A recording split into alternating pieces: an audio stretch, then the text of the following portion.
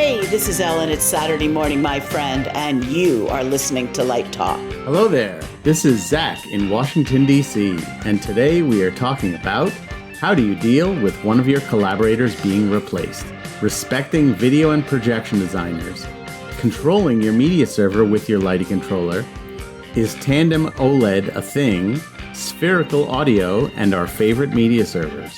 And this is David coming to you from the beautiful Belmont Shore neighborhood of Long Beach, California. And if you don't already know, you are listening to Light Talk, and we are the Lumen Brothers. And sister. Oh, I keep forgetting, Ellen. How can you forget Ellen? I'm not forgetting you. I'm just forgetting sister and the brothers and the sisters and whatever. Anyway, welcome everyone to episode 372, and we are welcoming back Zach to the show. It's been quite a while, Zach. You've been playing hooky on us, man. I have, but I'm happy to be back. It's great to have you back. It's wonderful to have you back, and you came back at the right time because we're going to talk about a lot of video today. There's a lot of things going on with video, a lot of news that we're going to get into in a second, and also it's happening with the Tonys and Wendell Harrington getting her special Tony, which is wonderful. But we're going to be talking about that later a little bit more. But first, let's get started with some industry news. Well, the first bit of news is that 3 days ago, actually it was more than that, it was about a week ago, Apple announced that they came out with a whole new iPad line. And of course, being the technical video geeks that we are, and computer geeks, we all were frothing at the mouth, watching this big announcement that they did and all bit. It's always a big production with Apple. They announced that tomorrow they're going to be releasing their new line of iPads and iPad Pros.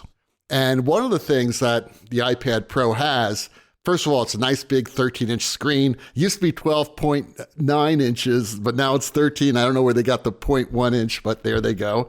And but the cool thing about that screen is they're going from mini LED to a technology that they call Tandem OLED. Or as we say it, OLED. So I have a question for Zach right off the top. Sure. Because Zach is our video expert. He's the brother of video. What do you think about these, first, the new iPad Pro, and second of all, if there's going to be any sort of holdover or shoot off to the theatrical projection world with this technology? So what do you think about the new iPads, Zach? When you said frothing at the mouth, I was actually frothing at the credit card. Because mine is going to arrive tomorrow afternoon, actually. I think that the Tandem OLED screen is a really significant improvement. The catch with the OLED screen being, OLED screens are known to be truer color and, of course, richer blacks. That's always the biggest thing, the better contrast, deeper blacks, because in a way, you may have heard us on previous episodes talk about the phenomenon of video black. When you're dealing with a projector, it's a light source, and when it's putting out nothing, it's still putting out light. And even on the fanciest of video screens that you might have, when there's no content, the pixel is still putting out something.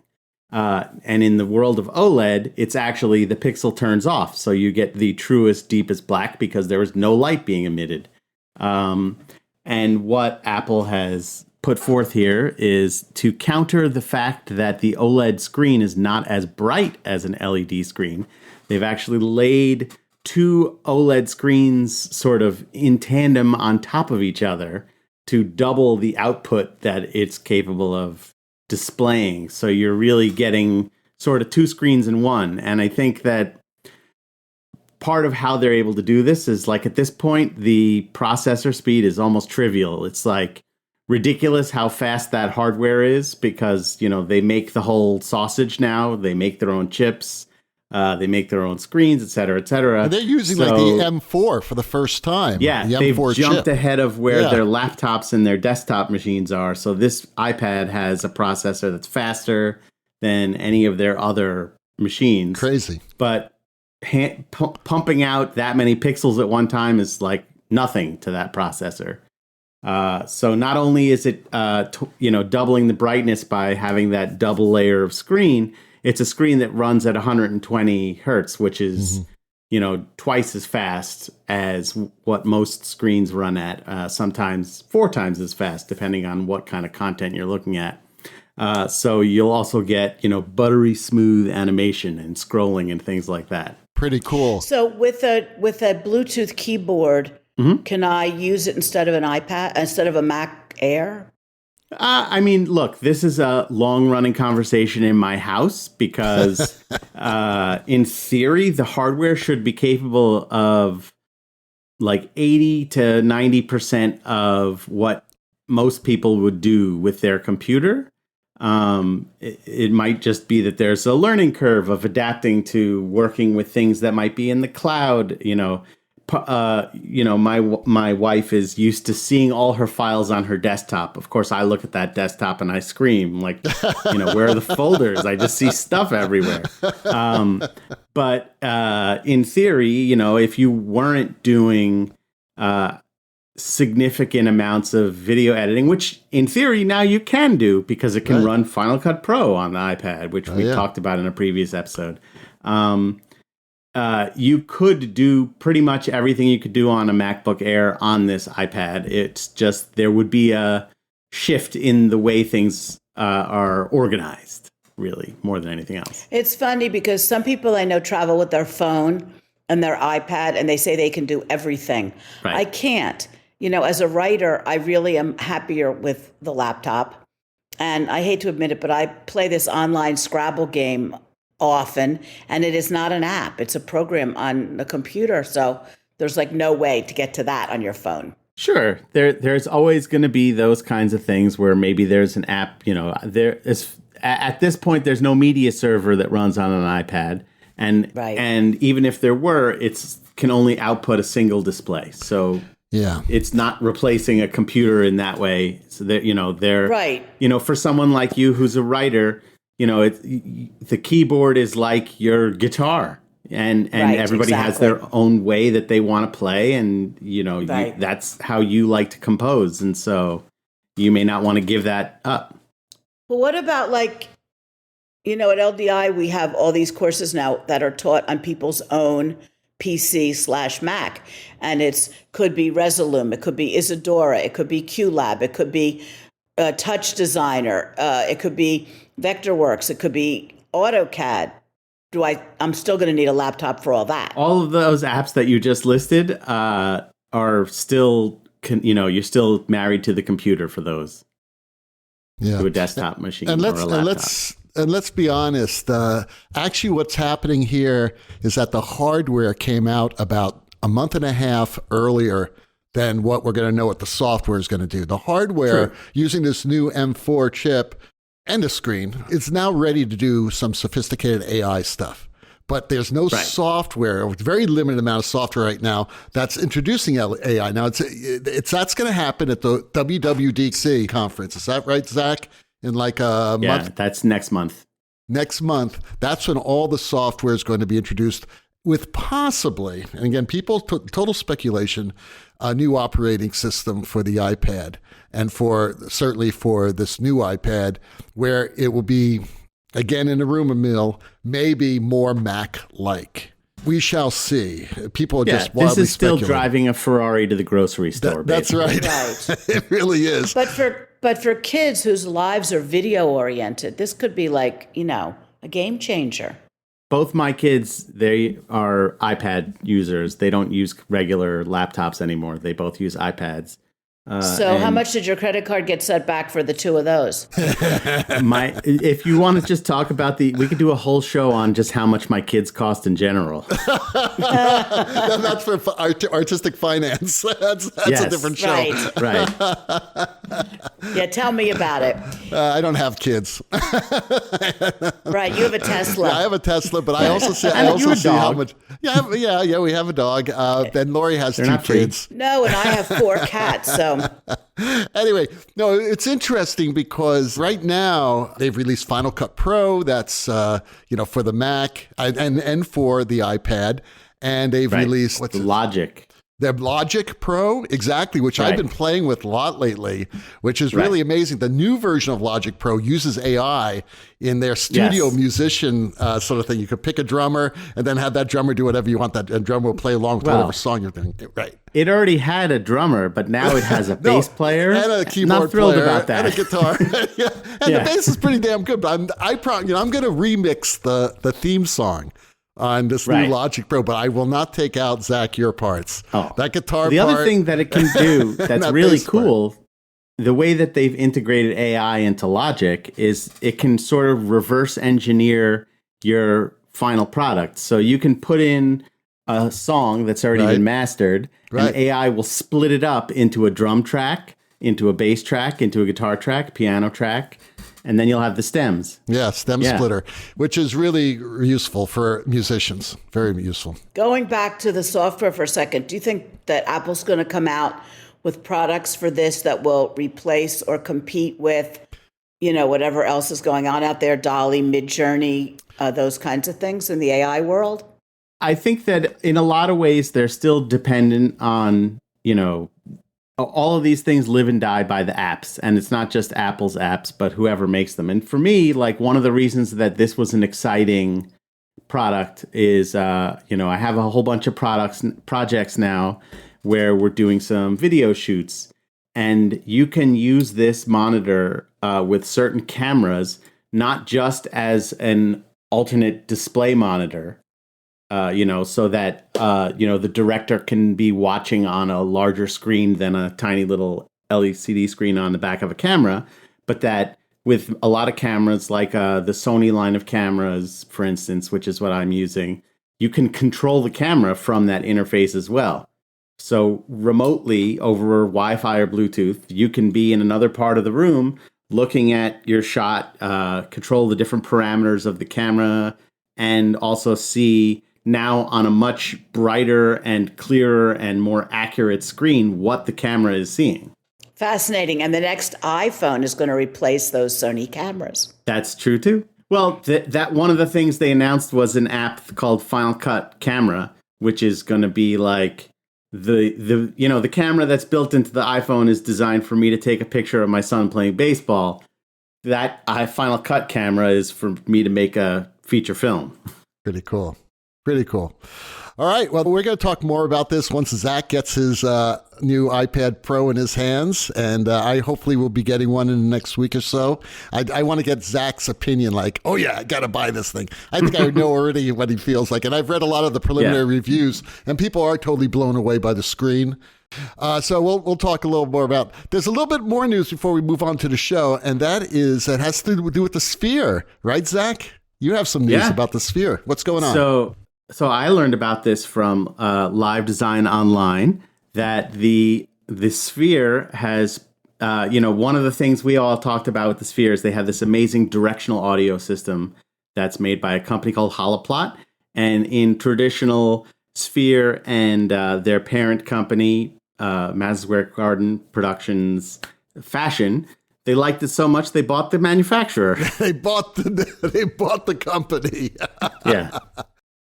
Well, it kind of makes sense because I think Holoplot in the Sphere is one of the main selling points. Sure. Oh, yeah. The sound is absolutely positively incredible.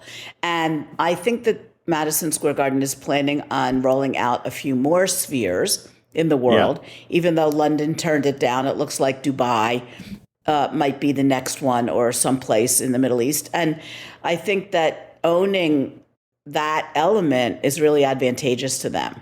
Totally. And I think they own the Beacon Theater in New York, where they have a Holoplot audio system as well. Right. Those were the first, like, Trey Anastasia unplugged Holoplot concerts were, to sort of test it out a little bit. It really is immersive audio on the cutting edge as of now. It's a German-based company and software and hardware. And I forget the number, but there are a massive number of speakers. Yeah. It's in the hundreds of thousands or something like that. It's crazy. Massive. Yeah. And when you see those concerts there, it really sounds like they're singing in your ear. I mean, it's a little different than the immersive sound that Jonathan Deans did, say, at car Right. where the speakers are in the seats, but it really feels like arrows are whizzing by your you're whizzing by your shoulders or going in one ear and out the other. And I mean, it's an amazing theatrical immersive sound. But this is really, I think, better for a concert, or different, not necessarily better, but very different for the concert venue. And it really it makes that huge space very intimate, I thought. Exactly. That's exactly how I felt about it too. That, because one of the things that we've kind of come to associate this like almost obnoxiously loud volume with clarity. There's a couple of these rock and roll Broadway shows where people talk about the sound was clear, but it was oppressively loud. And that was one of the things I felt like at the Spheres. I was in a building with, 10,000 plus other people, but it still felt like I was wearing headphones at a medium volume. Right. Very intimate. And it's not, Jonathan Dean's, who is a brilliant sound designer, always talks about the Cirque du Soleil shows that he did. And what is the maximum decibel level that, like the Michael Jackson show, for example. Certain Michael Jackson fans want it to be really loud, but there's a certain age demographic in Las Vegas that might be going to that show that isn't comfortable sitting in 110 decibel performance for the whole evening. And that one doesn't really have any quiet, intimate moments where it really, goes down. That volume is pumping the entire time of that show. And I think Holoplot has, in a way, solved that problem. That's wonderful. Yeah. And the other part that's kind of cool about it is we've heard already from just the few bands that have played at the Sphere how much better it is for them as performers too. Yeah. Because even with the in-ear monitors, it's keeping the sound level on stage down. There's something I deal with every weekend when I play with my bands, because that's really a horrible thing. But tinnitus is a whole other subject I don't want to get into right now. But to protect our ears is really important. And my ears actually were damaged not by rock and roll, but by headsets that I wore in the theater that would feed back. Clear comms that would feed back. I have had some serious hearing damage due to that. So we have to all be careful, in our industry about not hurting each other. So word to sound people and people running Take headsets. care of your eyes and your ears. That's right. Eyes and ears. All right. So let's get started. Zach has our first question of the day. All right. So here's a question that David from Long Beach asked. Who's that? I'm doing a show at my university, and I have a 14-foot high by 22-foot wide projection screen. My projectors are 25 feet away. What would be a good resolution for Photoshop images? 100 pixels per inch?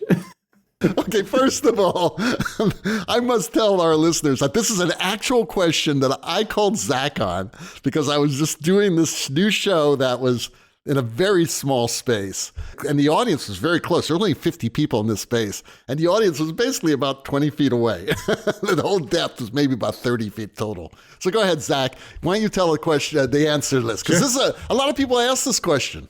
No, this was an excellent question. And when you asked it, I said, I have to put that question on the show. Because what you were asking about is this idea of pixels per inch, or what more commonly is called dots per inch.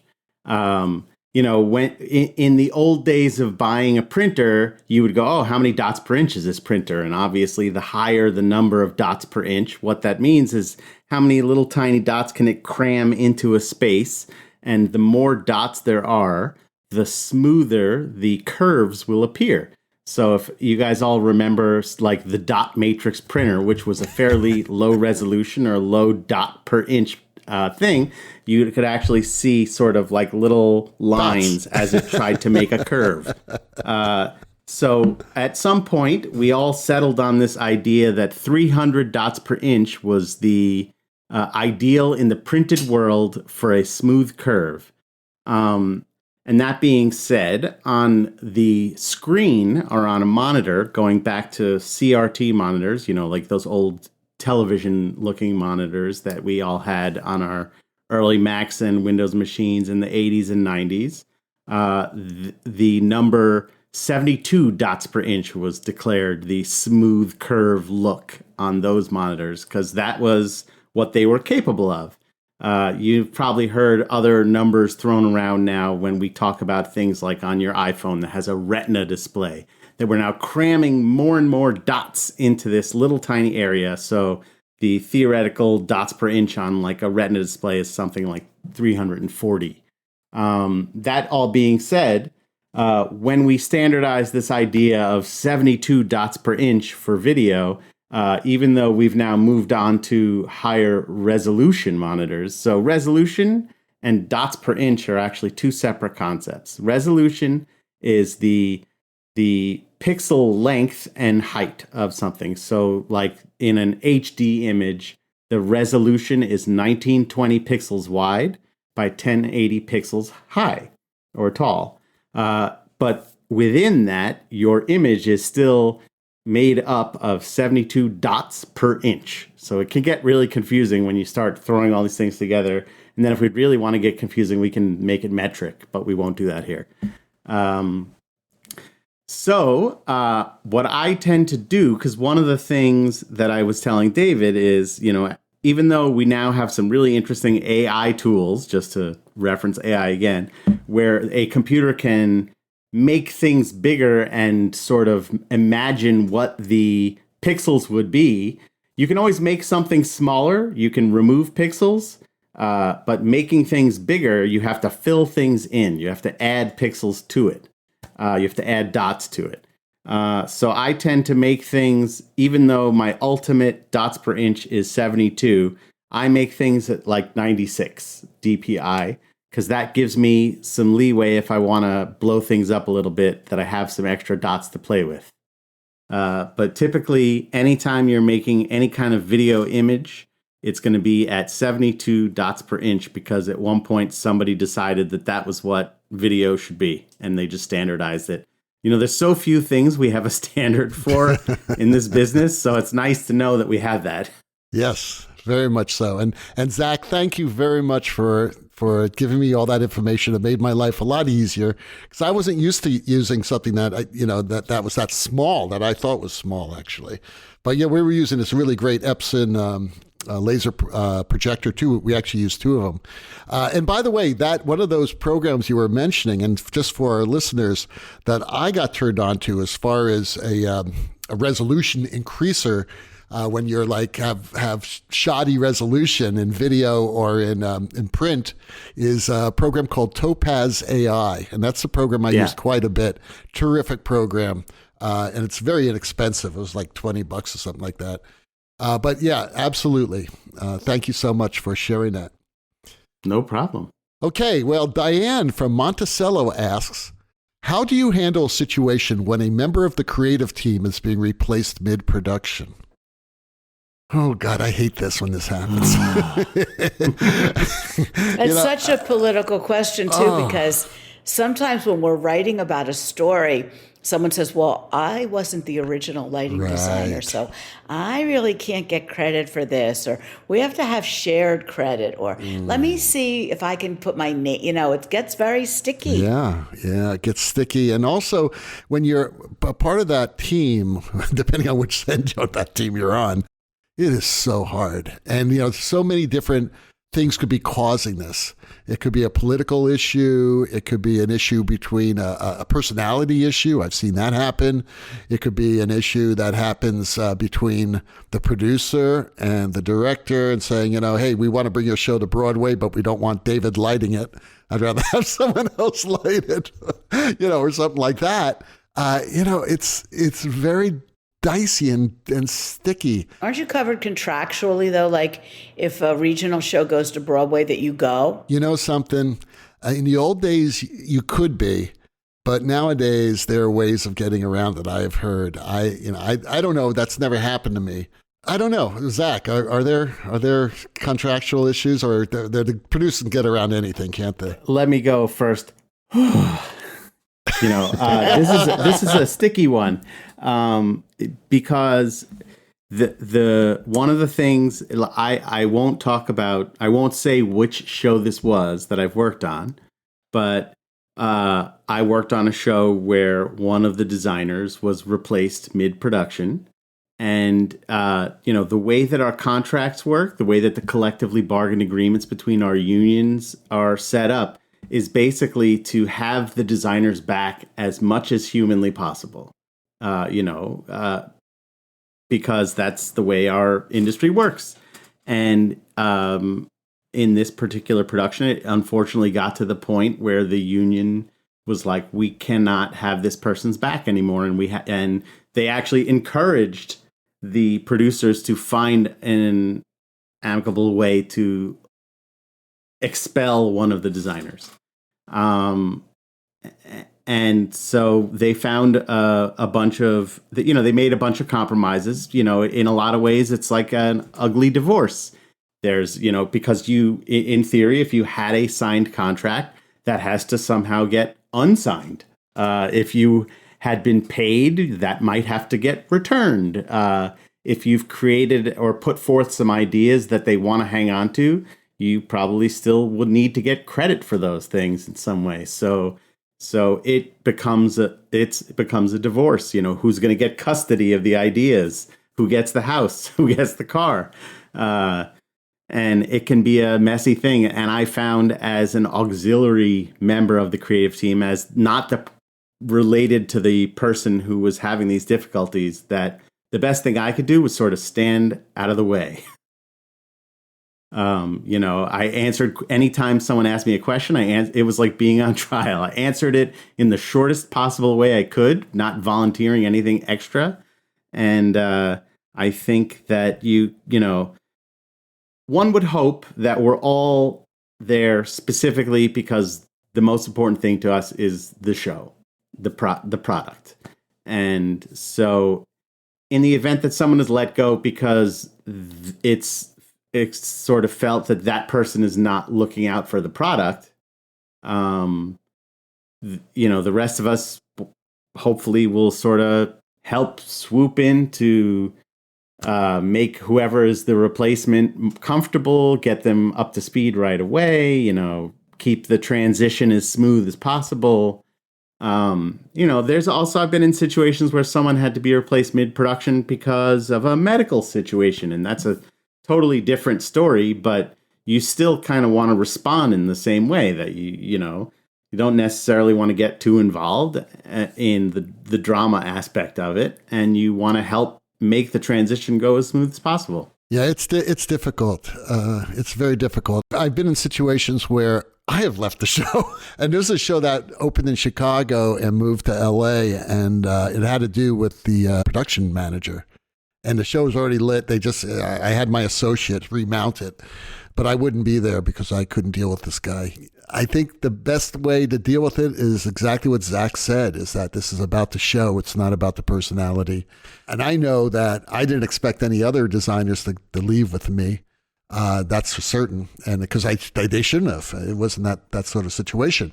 But I think that in a case like this, it could be very, very divisive. And I know that if I was the person who was being fired, I would go to everybody and say, hey guys, come on, don't worry about that. I'll be fine. You guys just continue and make the show happen, and don't feel bad about it. That's showbiz, right? And hope they don't call you every week and say, hey, how's it going? Yeah. It's okay. Yeah, I don't know. Drew from Orlando asks, what are the best media servers for theatrical productions?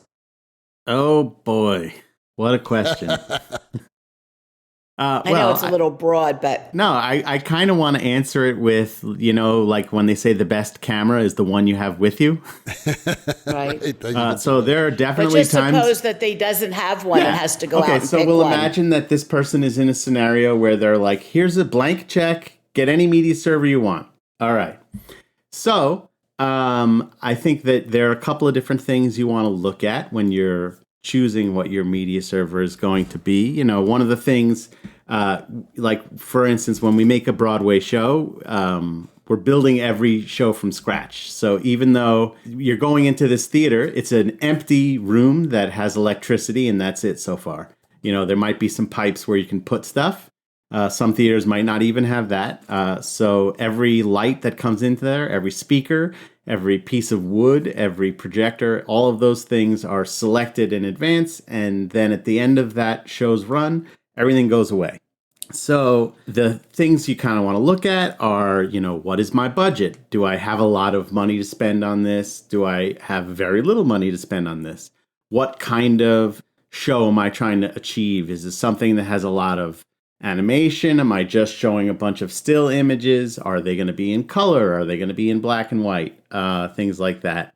What kind of transitions am I going to use in my content? Is it something where I might have to go and make all the transitions in an application like After Effects in advance? Or am I going to be sort of slapping this together on site in the venue, depending on a media server that has built-in transitions like crossfades and other things like that? How many projectors or video surfaces am I trying to output to? Is it just a single projector where I might be able to get away with a more humble media server? Or am I going to output something that has 6 projectors and 3 LED screens, and I need to put video on all those surfaces and have it all stay in sync and maybe even with audio?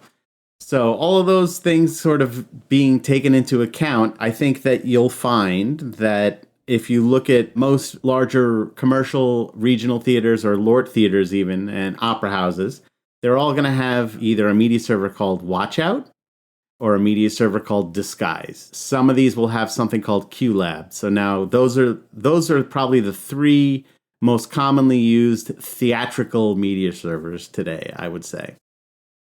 Isn't there a difference between like a Disguise and something like Watchout, which is more linear time code? Yes. Time based? So I was going to get into the differences of these, is that each one of them was sort of born out of a different need. The story of QLab is it started out originally as just an audio playback program. And then they developed it into a video media server program as well. So the way that that's laid out is more in like a queue stack, like you might find on a lighting console. You see your queues in a list form. The thing that's nice with QLab for people like me who are Apple people is it runs on a Mac. It's affordable. You find it a lot in colleges, especially because it's affordable and they have a great student pricing system. It's also a media server that you can rent by the day as opposed to have to purchase a license for to use. So if you can't afford to purchase the license and you have like a week-long run for your show, you can rent it for 1 week. That being said, it's limited because it is a Mac-based one. It's limited to the number of outputs that Mac is capable of outputting. So you're not going to be able to run 19 video surfaces off of that one. You're restricted to, I think, a maximum of 4, depending on which Mac you own. Watchout was sort of like the big one when media servers made the shift from slide projectors and Pani and PG to video. Thanks in part because the company that makes it, Dataton, also made this application called Trax, which controlled slide projectors. So it was sort of like, here's an application, here's a brand we already know, and now they have this new thing that's like the beefiest slideshow system ever made. I still remember the day that Josh Weisberg in 2001 showed me Watchout for the first time. They had done a show. It was a corporate event for Michelin Tire Company that was supposed to happen on September 12th, 2001. So the event was canceled, obviously. Right, yeah. So like a few weeks later, they took me into their offices and they were like, we got this new thing called Watchout and check out what it does. And we were talking about resolution earlier. The video output resolution was 320 by 240, which is very, very small. But it was still mind-blowing at the time because it was like all these things we would do with motion graphics in something like After Effects, you could now do in the media server. You could tell the media server, have an image start on the left side of the screen, and then over the next 15 seconds, have it slide over to the right side of the screen. So instead of having to animate that somewhere else, you could animate it in the media server itself. So for a little while, Watchout was sort of like the big thing on Broadway because it was just the one that everybody knew and they were there first. And then Disguise came along, and the thing that sort of made Disguise stand out at the time especially was that it saw things in 3 dimensions. I think one of the legends of the origin of Disguise was that United Visual Artists, they were a design firm, basically. They were hired to create content for a U2 tour. And it was a very interesting and unique kind of content. I think we talked about this with Willie Williams, that was hard to visualize what it was going to look like. And so they created their own software to sort of see what the content was going to look like. And then they realized this could also play it back. And that became the media server. And then that kind of took off, and it's gone all into interesting and unique worlds where now, like, it's used in film because it has camera tracking and you can do all these extended reality things with it and stuff like that. But, since we're talking about media servers for theater with this question, that's another tool, one of the things that can do that's very unique, which the others can now do too. Really all of these different media servers are just always playing catch up with each other. So Disguise had the ability to talk to the scenery in a lot of ways. So you could say, okay, the scenery is on stage here and it's going to go over there and then it's going to rotate. And Disguise would go, so I'm going to take this content, I'm going to start it here on the screen, I'm going to slide it over there, and then I'm going to distort it in a certain way so that it will still appear flat on the scenery. Those are really the big 3. There's all kinds of other ones now, like Pixera is another one. I think, David, you used Isadora on the piece that you just did. Right. That comes from the dance world. There's Pandora's Box, the one that Christy has now. Pandora's Box is still out there. So a lot of these things are sort of what you're comfortable with. One of the things that I learned from working with Wendell Harrington is when she's hired a programmer, that she likes Watch Out because she's familiar with the interface. So she can look at the programmer and see what they're doing, and she understands it. And so, that's an important thing. I think that, we could say all day long, if you were a lighting designer, you need to be familiar with every single lighting console. But obviously, there's going to be 1 or 2 that you know better than others. And it's going to be really confusing if you show up at the opera and they have a Jan's Vista console and you're a Grand MA person. Especially if it's Jan's. Nothing against Jan's. Right. It just talks a different language. Right. Going back to the media servers a second, I think at Sphere, when they had U2, there were something like 23 Disguise servers in a big system running all that video in there. Yeah, insane. Yeah. So the inside runs on Disguise, and I think the outside runs on Seventh Sense media servers, which is another brand that you see in a lot of corporate events and also museum spaces. It's interesting because Act Entertainment recently bought TV One, which is the company that bought Disguise. So we'll see what happens there. Yeah.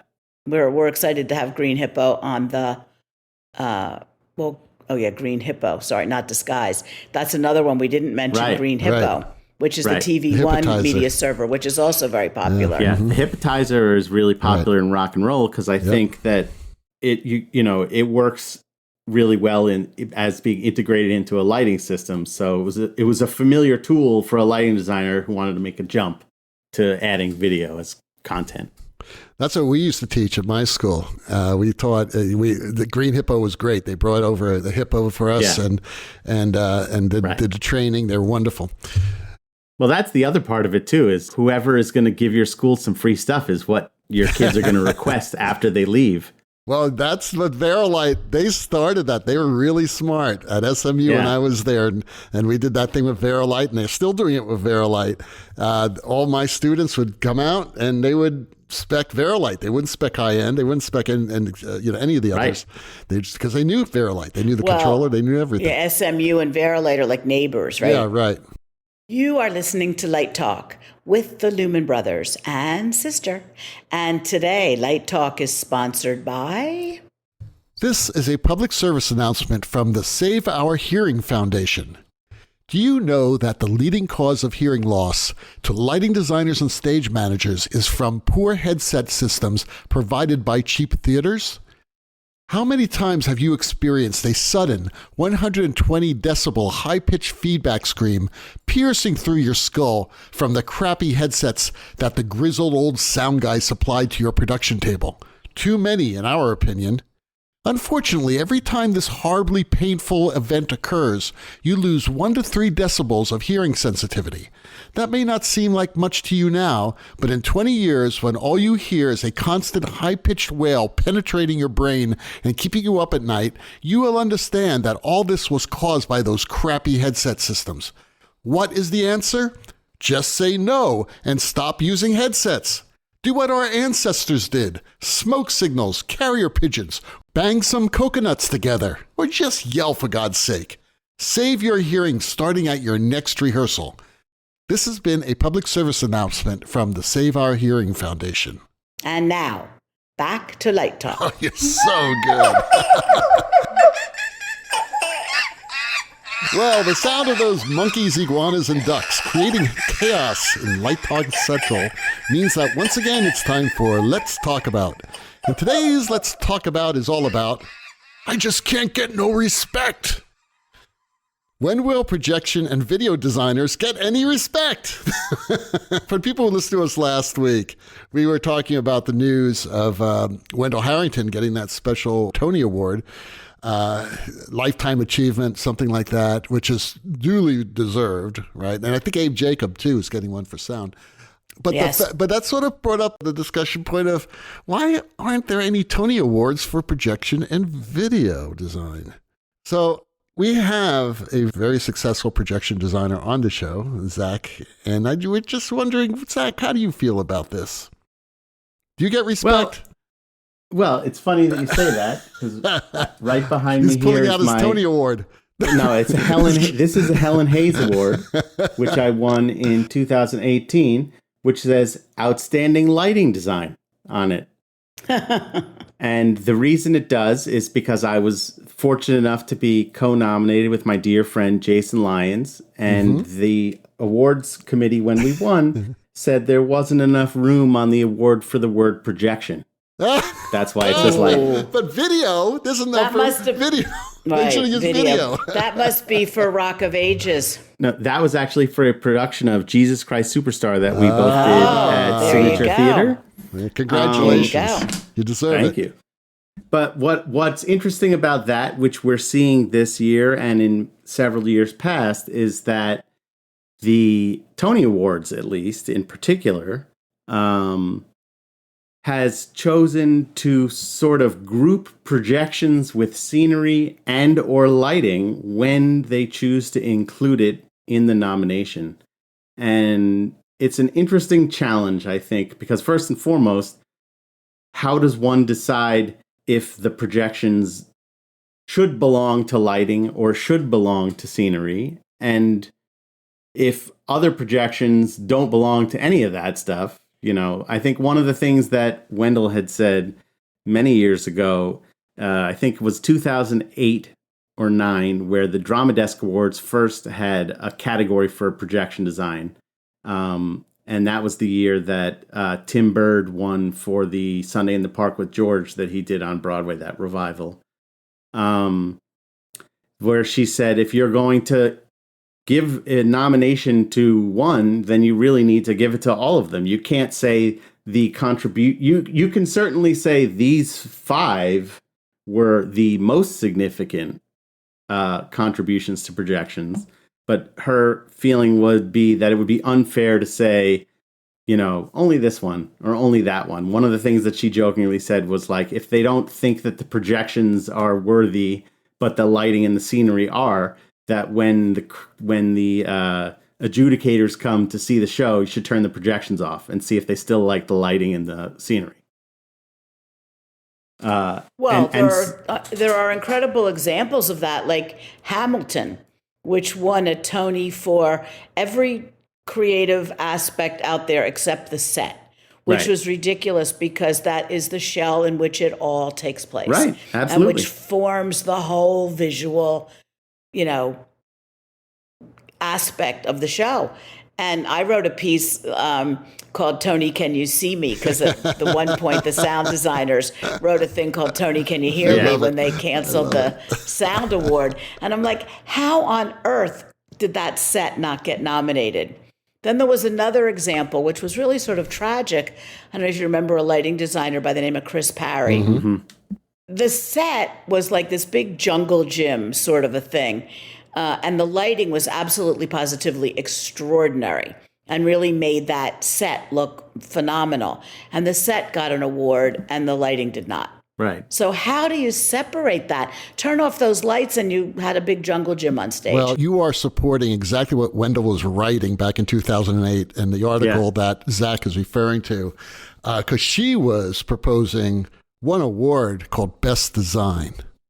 Right. Which would incorporate all the design elements. And in a way, I think would solve the problem and be more accurate to the artistic intent.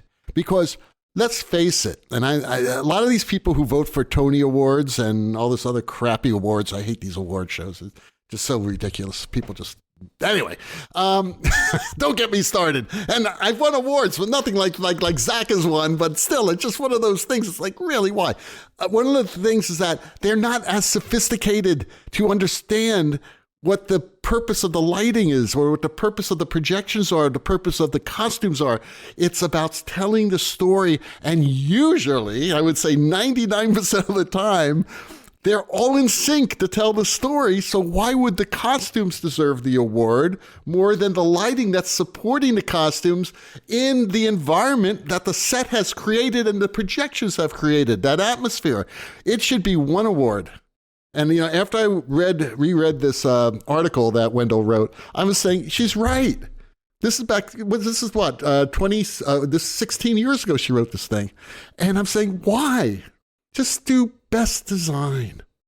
Well, especially because the Tonys don't give the design awards on the live broadcast anyway. Right, bring up all the designers. They do them ahead of time. Right, so they might as well just do one for the whole group instead of, I mean, how would you feel about that, Zach, being a designer? You wouldn't mind it, would you? No, I mean, it's the sort of the shame of awards is that it's a business. And, one of the things I remember back in 2008, when they did have that category in the Drama Desk Awards, and I was lucky enough to be nominated for Catered Affair, was now we get to put nominated for 11 Drama Desk Awards on the poster instead of nominated for 10. And so I think in some ways, from the business end of things, like an audience member may not necessarily understand or care if the costumes are nominated for an award, but they might go, that one was nominated for 11 awards, so that must be better than this one, which was only nominated for 9. Or at least I think on the business and the marketing end of things, that's how people think about things. This movie was nominated for 12 Academy Awards. This one was only nominated for 2. They might be Best Picture, but but they only got 2 awards. We're looking for volume here. And you're right. It's all show. It's all about the show. And then on the other end of things, Jesus. it becomes a sort of negotiating tactic for a designer. There are all kinds of things that I've learned. Once I got an agent and I started to learn about all this stuff, it was like my mind was blown. If I'm nominated for an award, I can ask for more money. And then if I can actually ask for a clause, if my work gets nominated for a Tony Award, I get a bonus. Yep. Yeah. So, I think that these things have become part of the culture.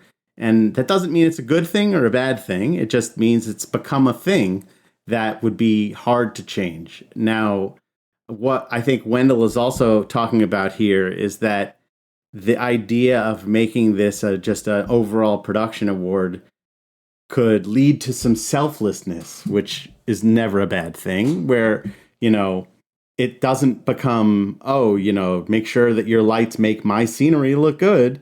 It just becomes, let's all help tell this story the best way we can. Yep, exactly.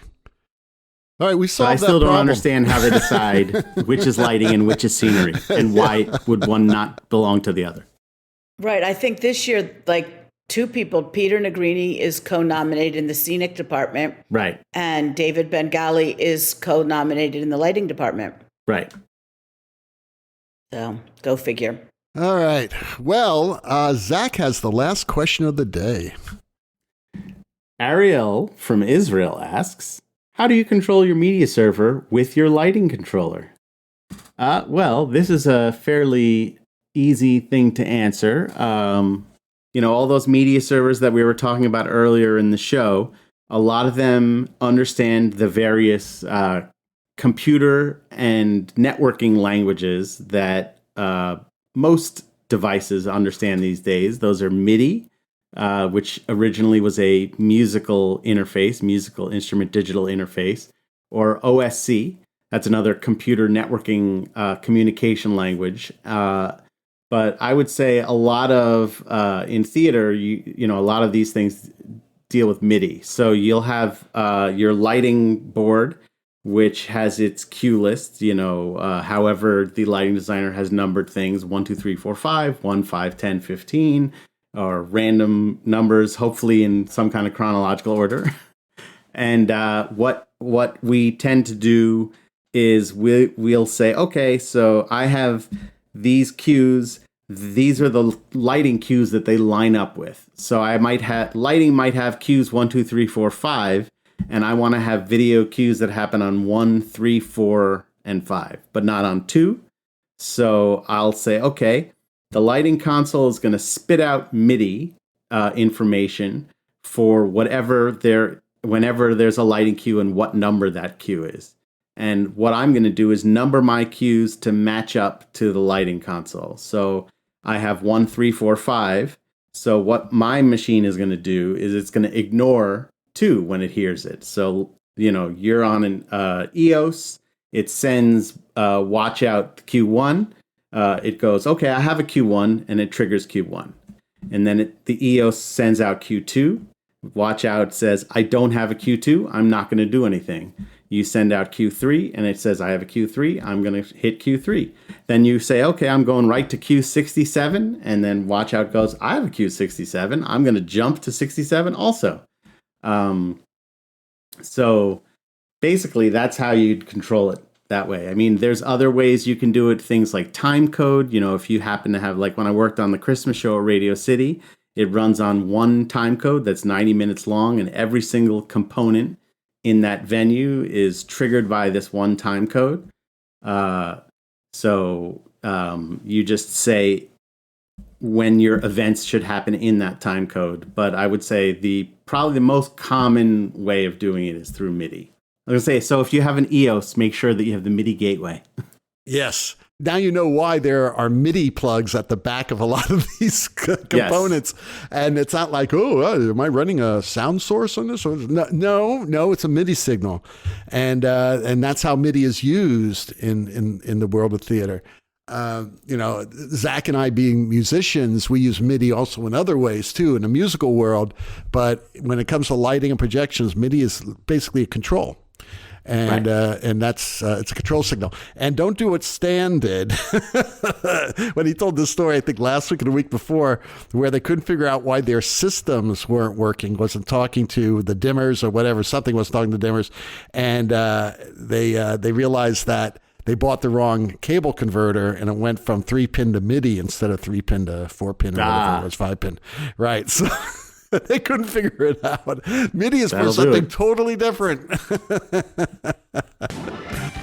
Well, the rocking sounds of the Luminoids tell us that once again, you've spent another morning listening to Light Talk. You can hear our show on just about every podcast site out there. Check out our website at lighttalk.org and be sure to follow us on Facebook and subscribe to our podcast. That way you will not miss a second of Light Talk insanity.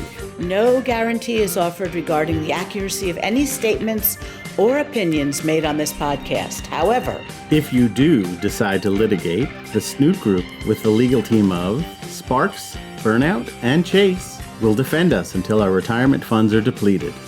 Light Talk is written and produced by the Lumen Brothers and sister, coming to you from Washington, D.C., Long Beach, and the tropical island of St. Bart's. And And be sure to join us next week when we talk about more lighting shenanigans and serve you more of our casserole of nonsense. Light Talk, broadcasting questionable Lumen knowledge and humor around the world. So we'll see you all next Saturday morning. Bye-bye from Light Talk. Bye-bye. Bye-bye.